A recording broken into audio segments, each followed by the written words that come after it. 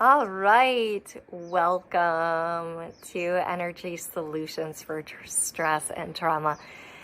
I'm so grateful you're here. I think in part I did this class for myself because every time I do it, I taught it live a week or so ago, and I always feel so good. So it's like, let's do this more.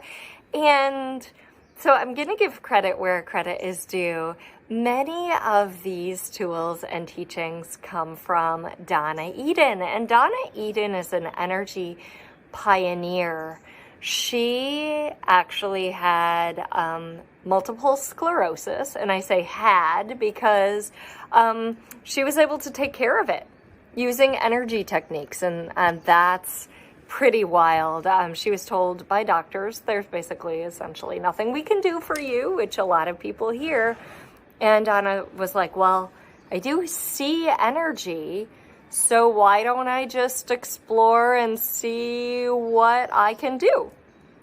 And what she could do was pretty phenomenal. So she not only healed herself of MS, she ultimately came to have an energy medicine practice around the world, helping thousands of people overcome chronic disease and stress and trauma, and boost their immunity and all sorts of things. So even though the tools we're doing today are focused on stress and trauma, they will also have the side effect of boosting immunity, bringing more ease and comfort in your body, helping you focus better. So many things, getting you out of feeling off, right? The sense that I'm just not feeling quite right. There's a tool for that. And stress and trauma are complex things. There are big traumas like a natural disaster, someone's death, unexpected death, even the trauma of watching someone slowly decline. Like, all of these things are big traumas. And then there are also adverse childhood experiences, ACEs, and there's been a study on adverse childhood experiences which showed that they have lasting impact on the health of an individual. More heart attacks, more later in life, right? Probably as a child too, more asthma, more different conditions. And if you're interested in that study, I can send you a link to it because it's fascinating. It's one of these like very impactful studies that most people have never even heard of. So all that to say that we're resilient, right? We can keep going. But the emotional experiences we have take their toll.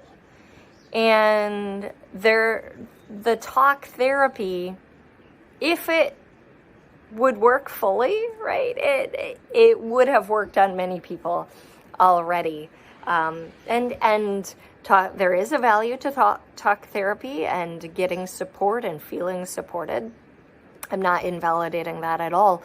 However, a lot of times speaking about the same things, reinforces those neural pathways. It's almost like the Grand Canyon. Water started in one direction, and the more water went in that direction, the deeper the canyon gets.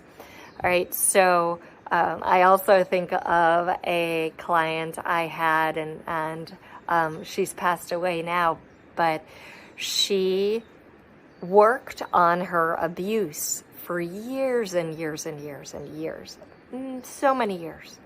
And she came to my workshop here on Maui. The first year she came, she told her story, and in a nice way, I said, who would you be without that story? And something flipped in her, and she just was like, wow. If I didn't identify with that story anymore, I would have so much more possibility. So she went home and she stopped telling that story, and her life changed. And the next year when she came back to my 4-day workshop, she told me this. She said, I went home and I was committed to no longer like identifying and going into the trauma and reinforcing it and feeling awful. And a doctor came to our house and he said, how are you doing with X, Y, and Z, trauma things? And she goes, oh, I don't tell that story anymore. Right? That's not who I am. And so the first thing I want to bring to light here is that you are not your past experiences. They have played a role in who you've become, and you're resilient, right? You're so strong, you got through those. And maybe your brain is still working out some of those things, that's okay. But you are strong and you're more than your experiences, all right? You're not your story. And we'll circle back around to this later, probably in the next session. And that said, your experiences you've been through are valid, right? And it's normal to have emotions come up around those, and it's normal to have different memories too, like in the loss of a relationship or the loss of a home. There's grief, there's anger, there might be indignation, like this shouldn't have happened. We cycle through different emotions, and that is normal. And that said, I'm going to give you some different practices to help you navigate these emotions and move through them, because emotion is energy in motion. Emotions are moving, they're flowing, and if you allow yourself to have them, they will travel through pretty quickly. If you say to yourself, I shouldn't be having this, you kind of resist it, they actually take longer to move, right? That resistance, what you resist persists, and that is absolutely true. So, first tip is simply welcome everything that arises without resisting it. Welcome it. It's here for you. It's showing you something. Maybe it's showing you, oh, I'm not quite over that yet. Maybe the anger is showing you, hey, this person stepped over my boundaries one too many times. So you can always ask yourself, what is this showing me, really? Okay, and thank that emotion. It's here for a purpose. Maybe it's showing you that, oh, when I was